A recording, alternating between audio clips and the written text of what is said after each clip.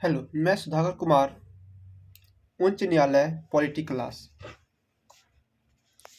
उच्च न्यायालय के न्यायाधीशों की नियुक्ति कौन करता है? तो राष्ट्रपति के द्वारा उच्च न्यायालय के न्यायाधीशों की नियुक्ति की जाती है।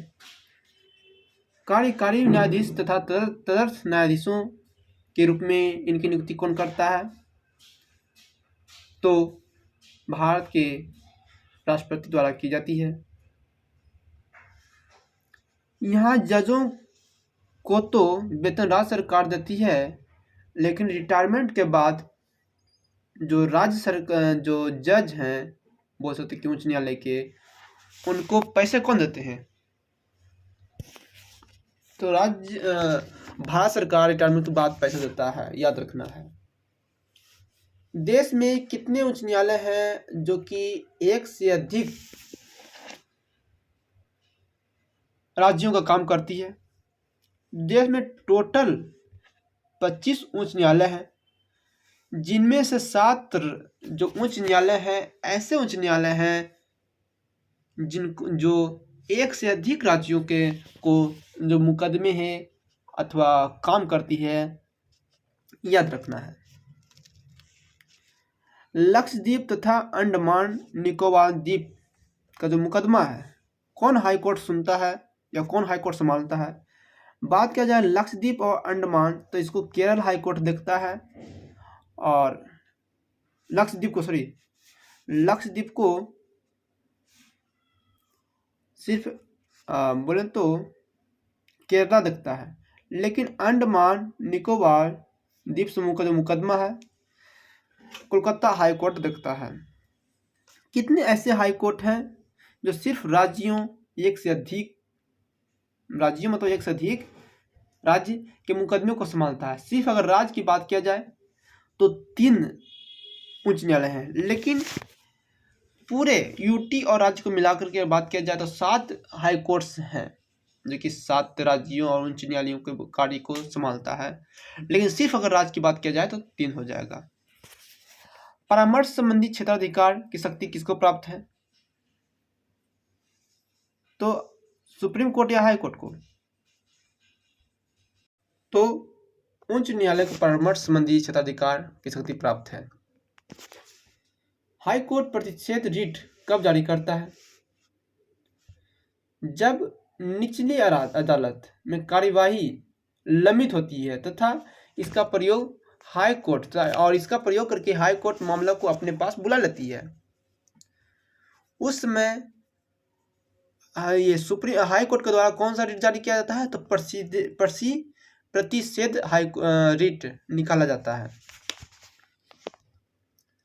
याद रहे 2 बातें कि सुप्रीम कोर्ट आर्टिकल नंबर 32 के तहत और हाई कोर्ट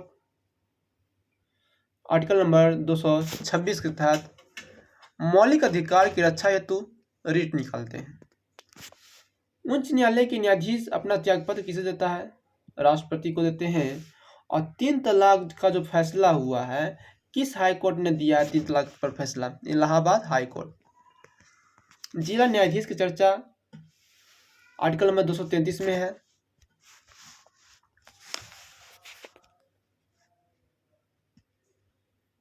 देखिए,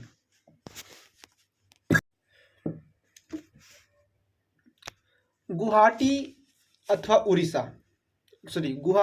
हाई कोर्ट और उड़ीसा हाई कोर्ट आज़ादी के समय बोले तो 1948 में गुवाहाटी असम वाला और उड़ीसा में 1948 में स्थापित किया गया हाई कोर्ट। वहीं देखा जाए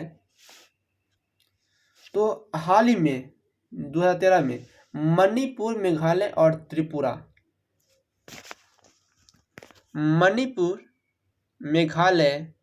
और त्रिपुरा, इन तीनों राज्यों में हाई कोर्ट्स 2013 में स्थापित किया गया। आंध्र प्रदेश, तेलंगाना, देखिए सबसे पुराना हाई कोर्ट्स 1962 में, मद्रास, कोलकाता और बम्बई हाई कोर्ट का निर्माण किया गया 1962 में।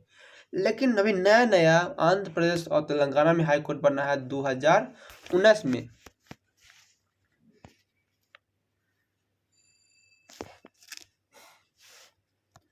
मणिपुर, मेघालय और त्रिपुरा में हाई कोर्ट की स्थापना 2013 में किया गया, याद रखना है। मणिपुर, मेघालय और त्रिपुरा। लेकिन अरुणाचल प्रदेश, असम, नागालैंड, मिजोरम का जो मुकदमा है ये गुवाहाटी हाई कोर्ट देखता है। विधि आयोग के किस अध्यक्ष ने कहा है कि प्रत्येक हाई कोर्ट में 3/3 न्यायाधीश दूसरे राज्य से होंगे? एक खन्ना साहब का कहना था।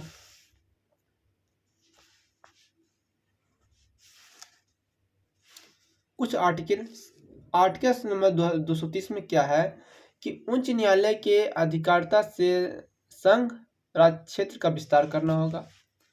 आर्टिकल में 231 दो या अधिक राज्यों के एक ही न्यायालय होंगे, दो या अधिक राज्यों में एक ही न्यायालय होंगे।